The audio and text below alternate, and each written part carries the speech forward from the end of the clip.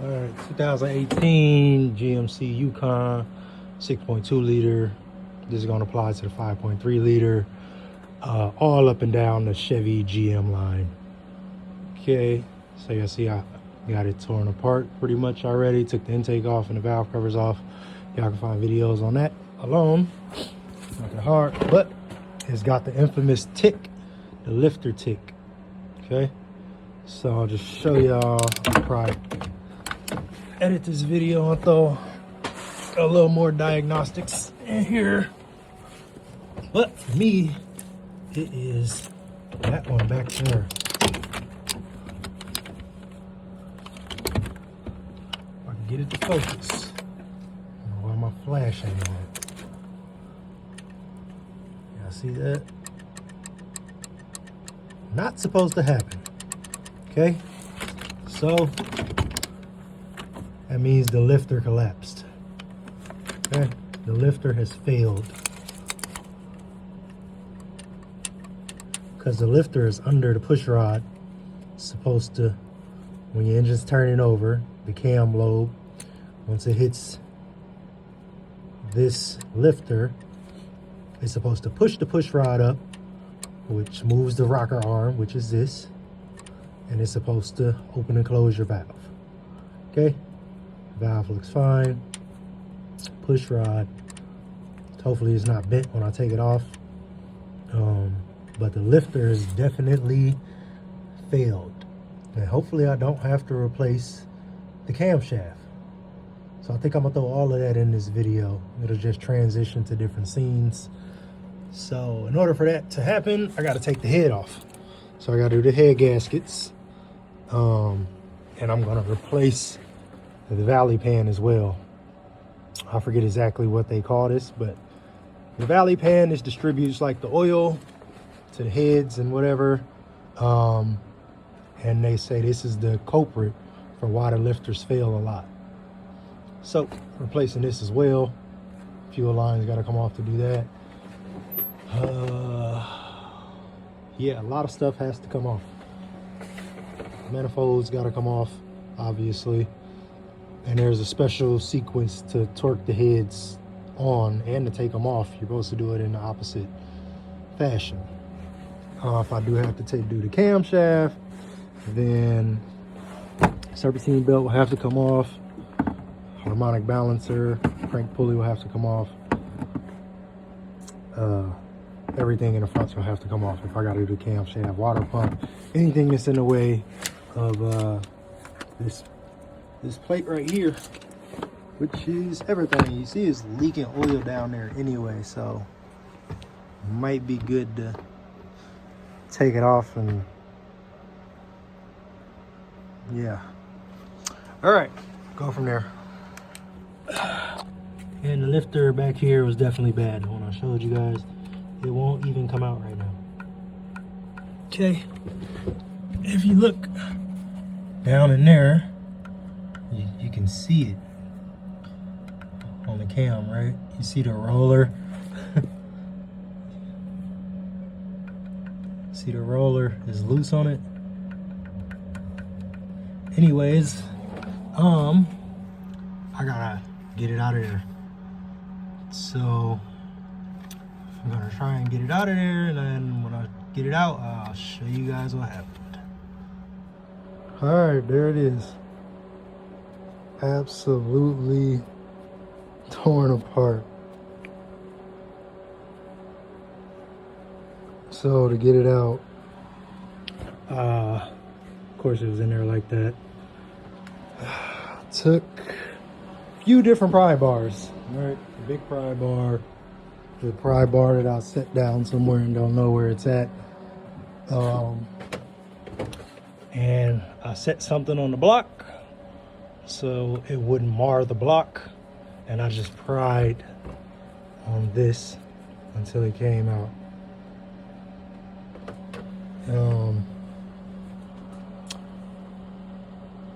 Yeah, I tried using pliers to grab inside it and snatch it out. That didn't work.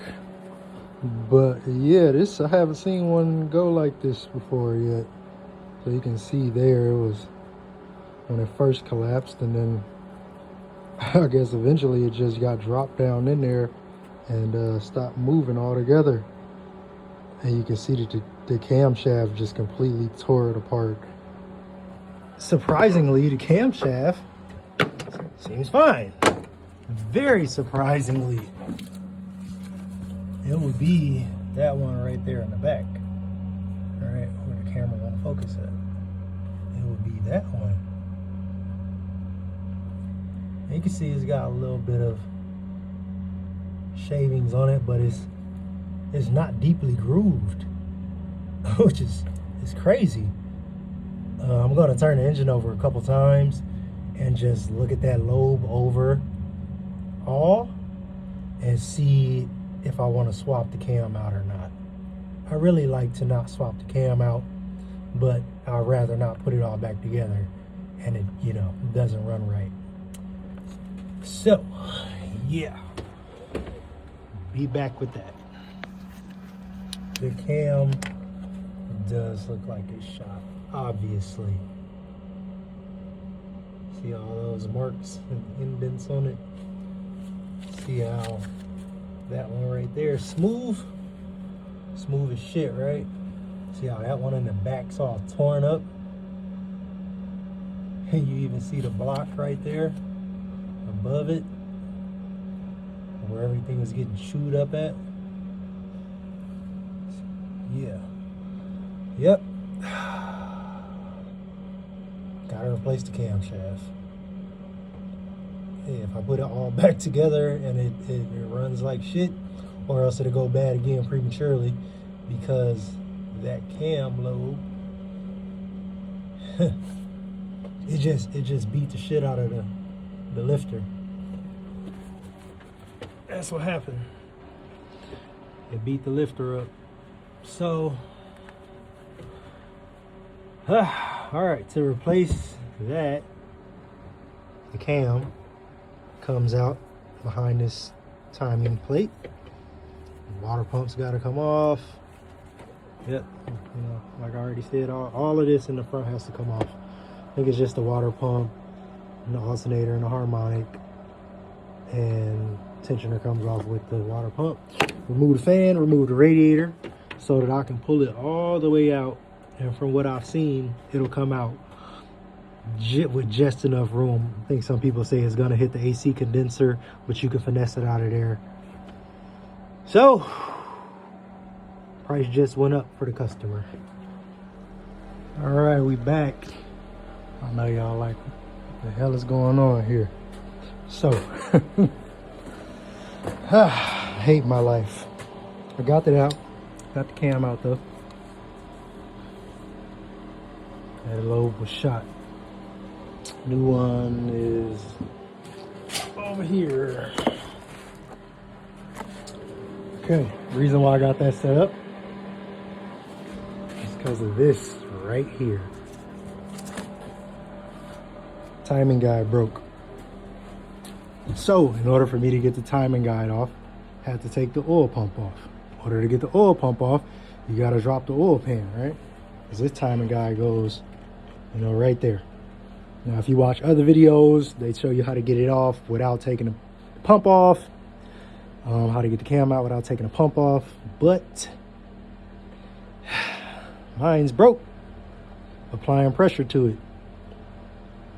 So yeah, so I'll show y'all how I did this and why I did this. All right, I'm gonna go under here for a second here. Wipe it all down.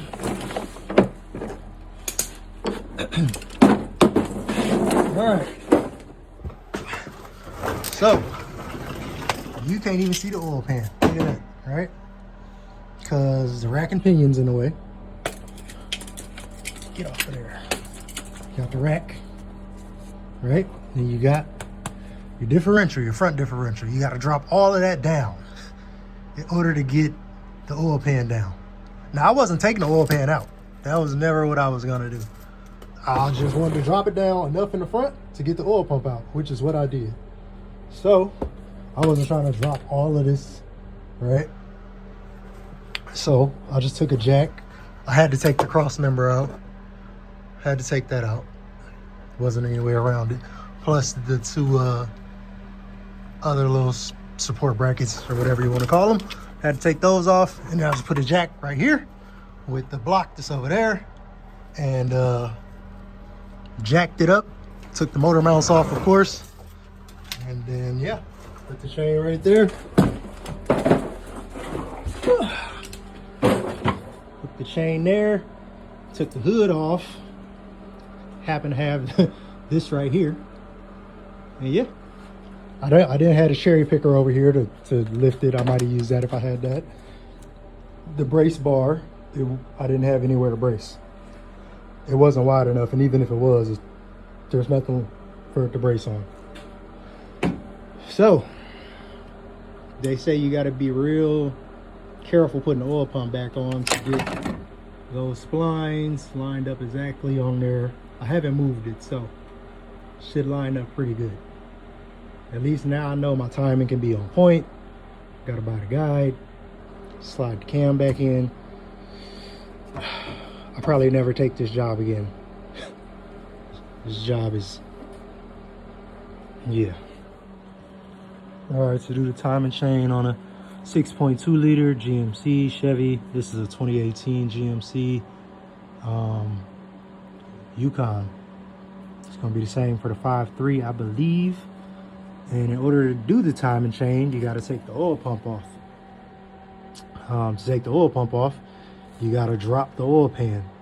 And if you got four-wheel drive, they want you to drop the rack and pinion and the oil pump. I mean, not the oil pump, the differential. It's all covering the oil pan. You can't get to it. So instead of doing that, I was already doing the camshaft and the lifters. I didn't want to drop all of that, so I hooked this chain up. Disconnected my motor mounts on both sides. You see, I got a lot of stuff taken off, guys. So the part of this is going to be helpful, and some of it's not for your situation. But you can do a lot of this without taking off the stuff I took off. Remove your motor mount bolts. If you're not doing your lifters and your camshaft, you can find somewhere else to hook up your chain, okay? They got lift points on the engines. Find you a lift point, remove the motor mount bolts, jack the motor up with a jack and a block. It's gonna be hard to find you a spot to put it in because of the rack and pinion and the differential. So, you see, rack and pinion, right? Differential. You can't even see the oil pan, can you? All right, this right here, that's the oil pan. Everything is covering the oil pan. It's the back of the oil pan. Okay, to jack this up, actually, yeah, you just remove the cross member. And then you remove those two little pieces of metal as well. Then you'll be able to get a jack right here. Jack it up as much as possible. And yeah, then you connect your chain. Alternatively, you can have, you know, a cherry picker or engine lift, and you can hook it up and you can just jack up the engine lift and jack the engine up as well. This is a last minute decision for me. This isn't something I planned. I wasn't even going to do the timing. The timing guide broke when I tried to tension it. So in order to get the timing guide out, I had to take the oil pump off. So to take the oil pump off, I had to take the oil pan off. Just great design, GM. So yeah, and your timing marks. Okay, see that little dot right there, right? That is your crankshaft timing mark. See that arrow on the cam? That is your camshaft timing mark. All right. You want this piston at TDC. When this piston's all the way at the top, this is TDC, top dead center. Okay, it's a top dead center. I got these pretty much lined up. All right, now I have to put the chain on, and the only way I can see to put the chain on is to take this back off. It's not in place or anything, everything's loose. I'll just put it in the spot. I'm probably gonna mark these again, just so I know. And I'm gonna put my chain on and tighten everything down once it's all lined up, and I'll show you guys that.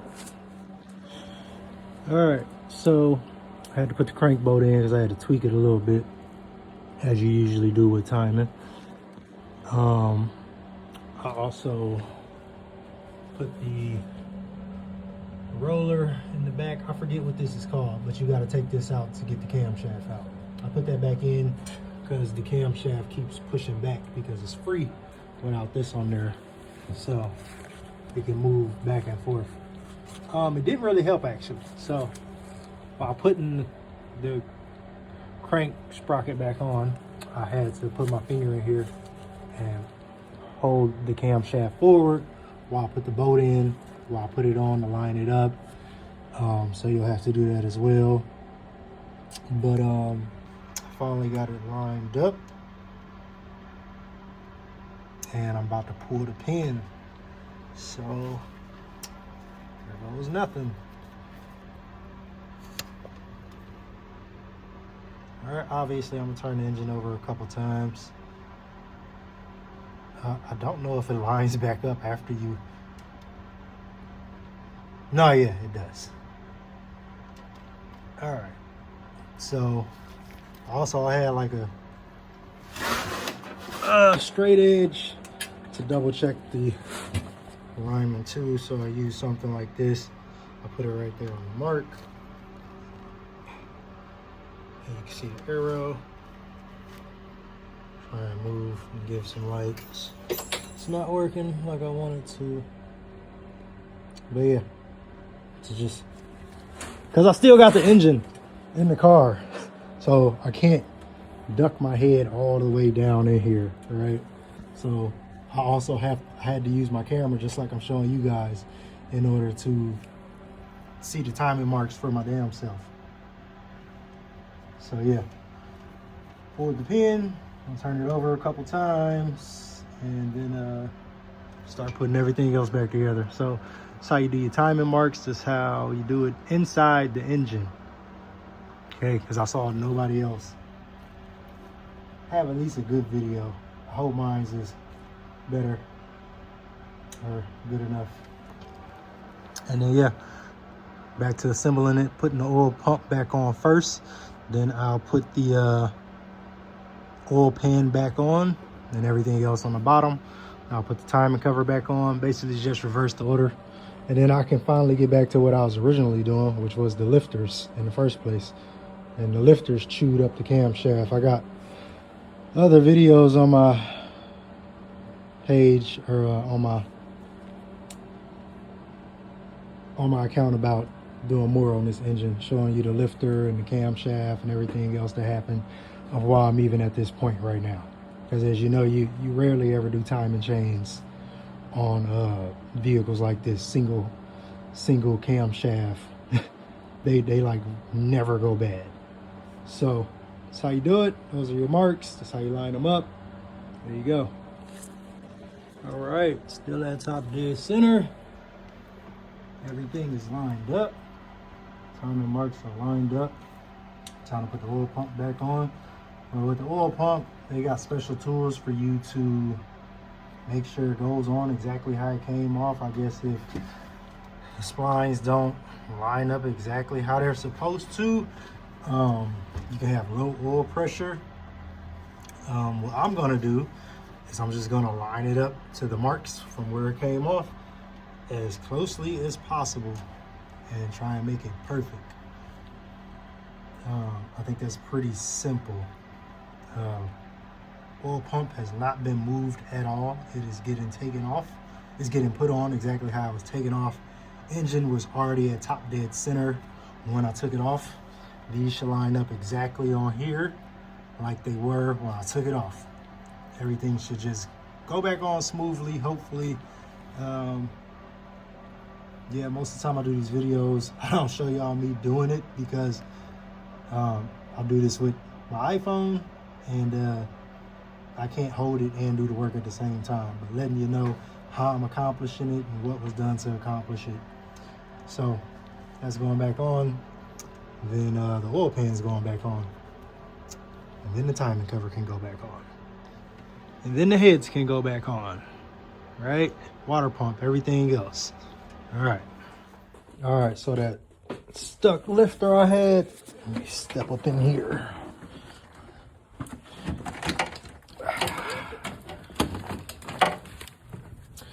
And there was the lifter way in the back too.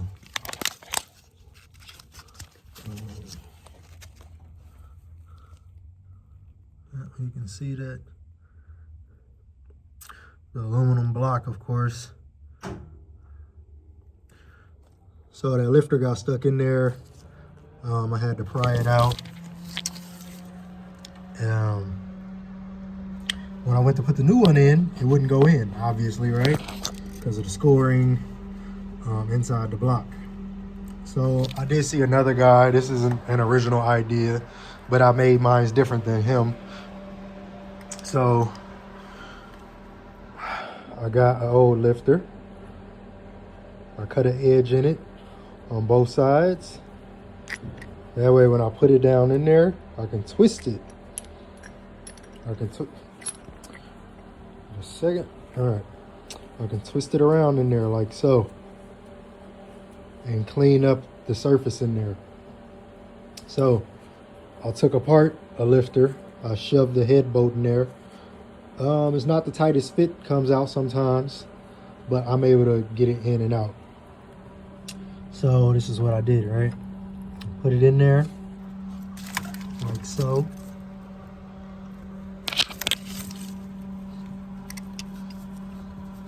And I twisted it around. Just like that. Up and down until I got it really clean.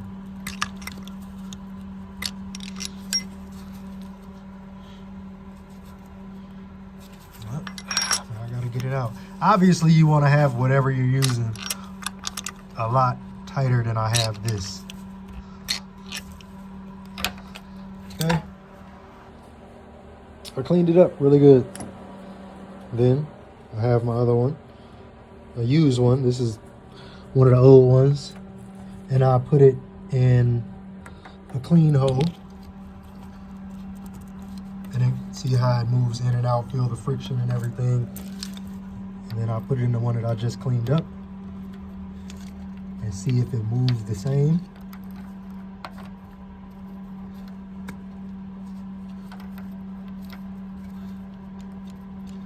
And right now,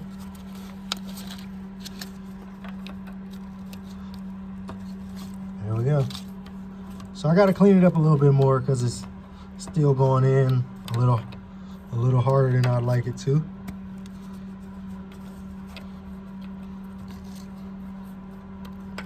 But yeah, once I clean it up all the way, I'll be able to go in and out easily. Then I can put everything else back on.